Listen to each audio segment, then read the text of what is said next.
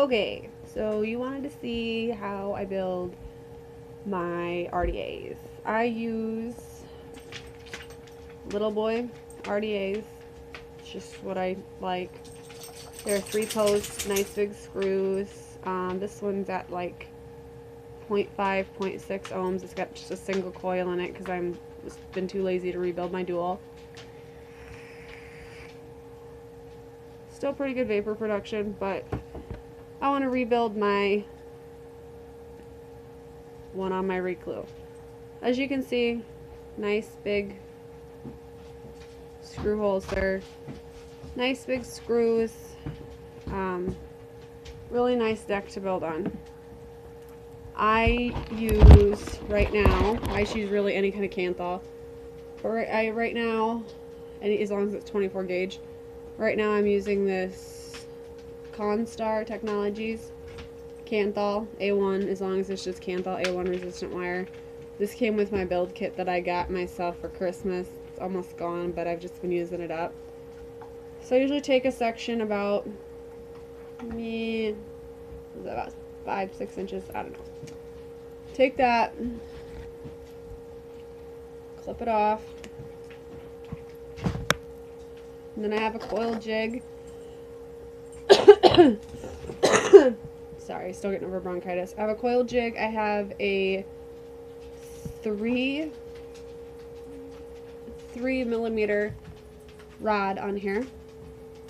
You feed the wire through one of the thread holes there, up like this. And then you're going to hold it with your thumb.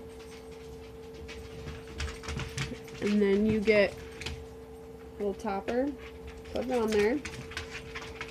And then you wind it. I usually just go 1 wrap, 2, 3, 4, 5, and 6, 5.5, 6, whatever you want to call that.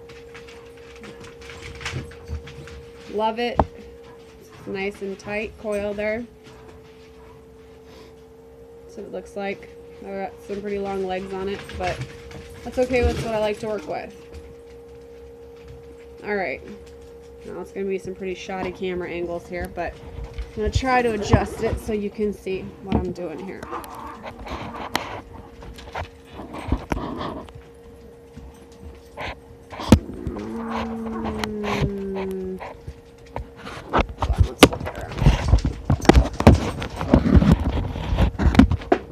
Okay.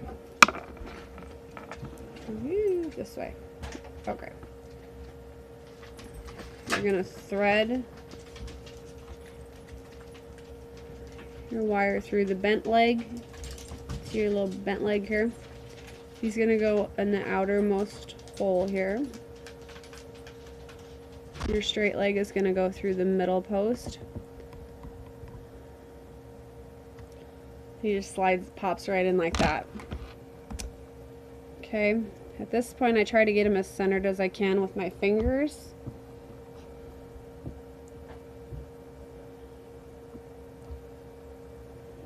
And I'm going to take my needle nose out of my kit here. I love my kit. And I'm going to pinch. This is kind of a neat trick. I'm going to, sorry, I've got to adjust here. I can't do it that way. I'm going to pinch my bent leg here.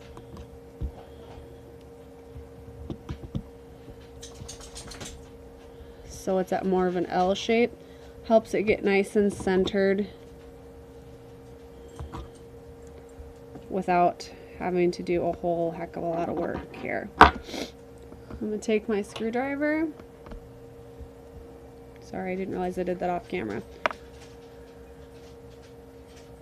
See how it's kind of bent in there? A little bit. I usually take my coil jig and slide it in there to hold my coil straight. And you're only going to want to tighten your outermost screw here, because if you tighten your innermost screw, you're not going to be able to get your other leg in there when you go to build it. So right now you get something that looks kind of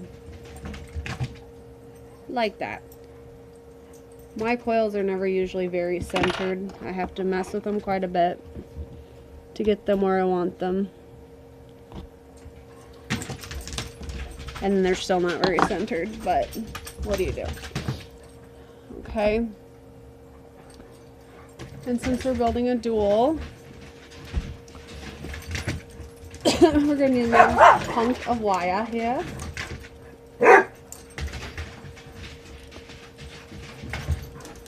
So, cut off another chunk of wire. Put that back. Alright. I am going to cut my outermost leg here that I've already tightened down. I am going to cut it flush and cut this one just a tidge-midge shorter because it really hurts to get Kanthal underneath your fingernails. Seriously, man, like Chinese torture. Alright, same thing on the other coil. Once again, I do apologize. I am not a camera person. I don't do reviews. Especially sounding like I smoke a pack a day. 1, 2, 3, 4, 5. And yeah, that's about right. Going by the length of the legs here. Okay. Pretty sure that was actually closer to 6 wraps, but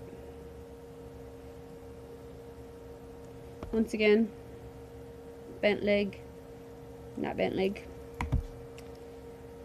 Now getting this second one in is always what usually gets me cussing and pissed off, because and you're working. Oh, is it actually going to behave itself? Holy cow, I think it is. Nope, of course not.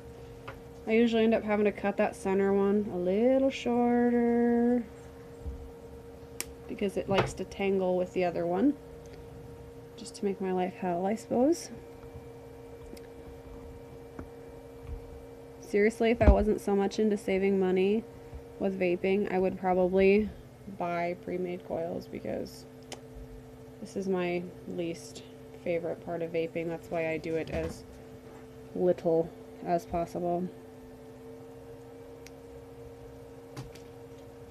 Shoot. I just realized I did not wrap that one equally. Told you, not a camera artist. Not a very good tutorial maker apparently either. My last one I was way too short in width-wise. Forgot I'm getting to the end of my Kanthal, and once you get to the end of Kanthal, it's really quite a pain in the ass, but luckily with our handy dandy coil jig, it is slicker than snot just to whip up another one. And now I've got way too much Kanthal. Story of my life. Good thing they sell it by 100-foot rolls. 2, 3, 4, 5, and 6. That's better. Make sure we're maybe one more. One more wrap for good measure. Okay. Woo, I got a really long leg. Woo, tail. Okay. Alright.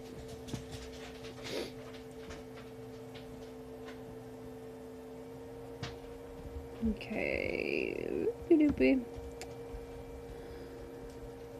Yep. See, now it's gonna be. There we go. See, they go in really cockeyed. It's like they're fighting each other. It pisses me off. But such is the life. My deck is, it's deep, but it's kind of narrow. Only downfall that I really have about this RDA is that the deck is pretty small.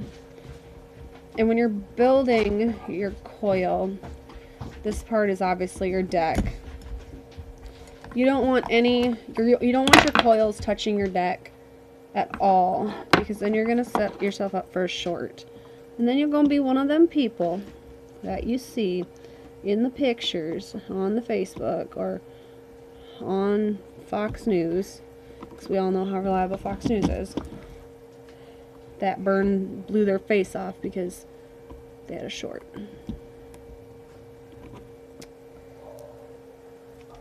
I haven't had a short yet. Well, I have had one short out on me. That was on an unregulated mod. Now I've only used regulated. The battery vented on me, but obviously all is well in the world. Still have all my fingers and my face. But just something to keep in mind is keep it off the deck. I don't like it too high off the deck. I don't like it too low on the deck. Just entirely personal preference right there.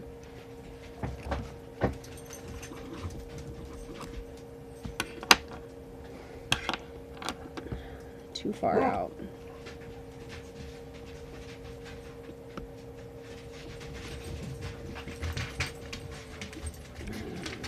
Fighting again. When you go to put the two coils in, they fight each other a little bit. Looks like a twisted mess right now. Okay. See, now I'm really crooked in there. Really fucking crooked. Looks like one of my kids built that coil. But it's gonna buff out. I promise. I'm gonna straighten that puppy out. I need to cut this William out of the video, please.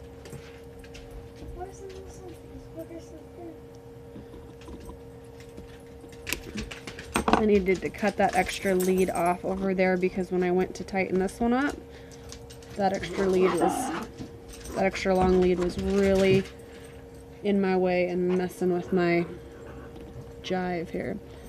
I'm now tightening down my center screw right there, nice and tight. See, once again, not even close to centered. I always try, and one of these days I'll get them perfectly centered, but you know what?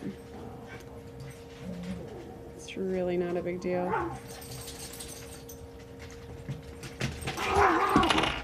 I'm gonna cut off any stray leads that we have.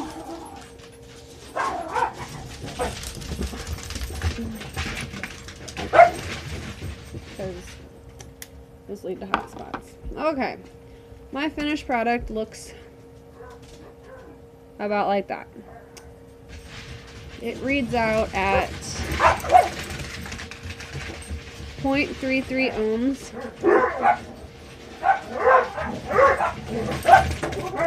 You can see that. It's 0.33 ohms. I usually like dogs. I usually like to shoot for like a 0.28, but woo.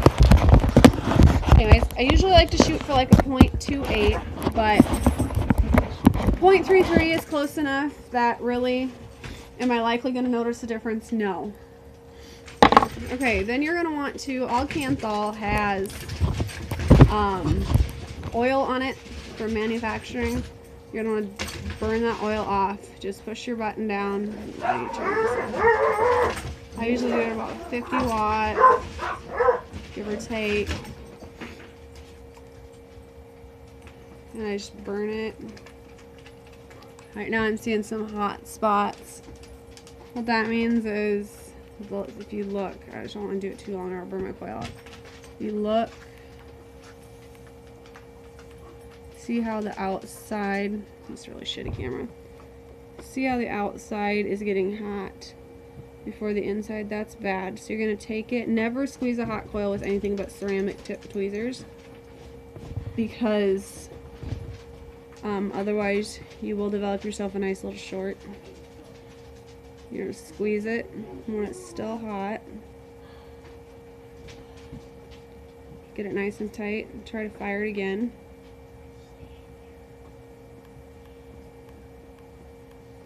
I mean, they will glow pretty darn red. While I'm doing this, I'm checking to make sure I'm getting a nice, even orange-red color through the coil. If I have any areas that are black, usually if you kind of squeeze them, jimmy them a little bit, they'll buff out. Okay, now I know I'm not going to melt my wire. I usually turn it up about 60. Short bursts are the key, or you will literally melt the legs right off your coil, and then everything you just did in the last 15 minutes, you have to do it again. Okay, I'm happy. I've got a nice even, I wish my camera was better. I've got a nice even hot burn. I'm still at 0.33 ohms. So I do kind of push the button a couple times. Make sure I'm still reading at 0.33 ohms. If at any time that you're pushing that number should jump, like let's say it jumps up to like 0.8 or 1 point something, it means you've either got a loose screw, you've got a chunk of Kanthal in there somewhere that when you cut it fell back in, or you've got another issue and you're going to have to go in and troubleshoot. You might have something touching.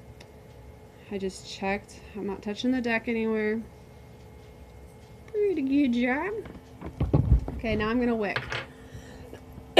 Right now I'm just wicking with organic cotton balls. There's like cotton ball like you use on your face.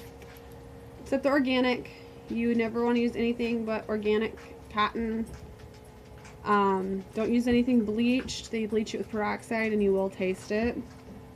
And nobody wants to inhale peroxide. I mean, we're all vaping because it's safer for us. So, cotton balls, in case you didn't know, unravel. Like so. You're going to take that cotton ball. I usually just cut off a strip. Like so. God, they're cheap. I get a bag of them for a few dollars on Amazon. You take them and you're going to kind of rip them apart. You twirl the end of him. Like so. You're going to take it. You're going to thread it through like you're threading a needle. I have long nails, but some people will take and use the tweezers and grab it. Now you don't want too much cotton in your wick or in your coil, otherwise you will choke your coil and you'll get no airflow. So it seems like I don't have very much in here, which I really don't. Kind of looks like that. It's got a bad hair day right now. I'm going to clip the end over here and over here. Looks like that. I'm going to tuck this down. It's always all tucked down in there. Like so.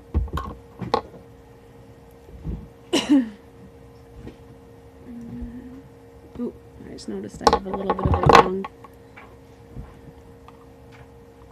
long lead over here. You get burn spots if you do that, and you don't want burn spots. It's gross. It tastes disgusting. Okay, you're going to do the other side the same way. Thread it like a needle. This one doesn't want to go. Okay, there he goes. Okay. You're going to give him a haircut just like the other side. Pew! And pew. Okay. Tuck down all your ends. You can use tweezers. I'm just using my scissors because, why the hell not? Okay. Alright. Yeah, something that looks like that.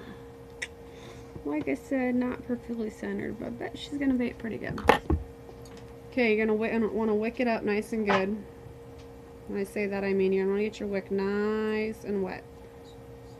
Oh, and when you do build your coils, what you're trying to center with is your air holes. My air holes are these little notches here. See, I'm not centered, but I'm still within that nice big air hole, so I don't worry about it. Those air holes is what, oxygen obviously heat is fed by oxygen, and you need oxygen to get to your coil for it to burn and to make big clouds and good flavor. Because trust me, if you're not paying attention and you don't build next to those airflow holes, then it's going to be like sucking on straight up cotton with some juice on it, and it's just not going to be good. Okay, I'm just wicking it up with some strawberry peach from Bait Balm. It's nice and wet right now. Okay, I'm going to put my cat back on. And I always go full airflow. I mean, he's adjustable, but I always just go full open airflow on each side. I mean, nice and open. Now your first few hits, pulls, whatever you want to call them, might have kind of a funny taste to them. Might be a little harsh, like this one is, because, you know, you are still trying to get the cotton all soaked up. Full of juice, so I never take a huge hit right after I re-wick. I can really taste the peach though. I love brush coils, but I hate building them. That's why it's taking me so long to get you this video, Jason, because I am a lazy vapor.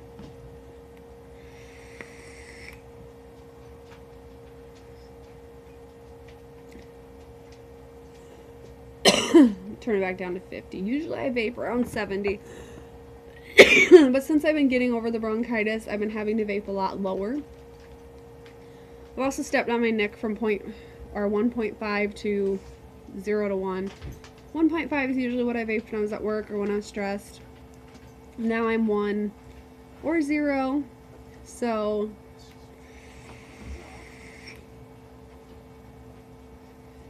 I mean, that's at 50. That's pulling 4.24 volts, which is fine. It's within the safe battery range. Know your Ohm's law. I have a calculator on my Kindle. You always want to vape safe. I use, let me see, I need a paper towel here. I use Samsung 25Rs. That's all I use. They're either wrapped in a nice blue, light blue, or they're wrapped green. If I can get one out of my charger here. Sorry for the boob shot.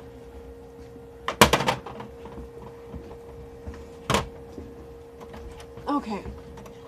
These are the blue. They look like so. I think they're changing over to the green because these are a little bit harder to come by. These are the green.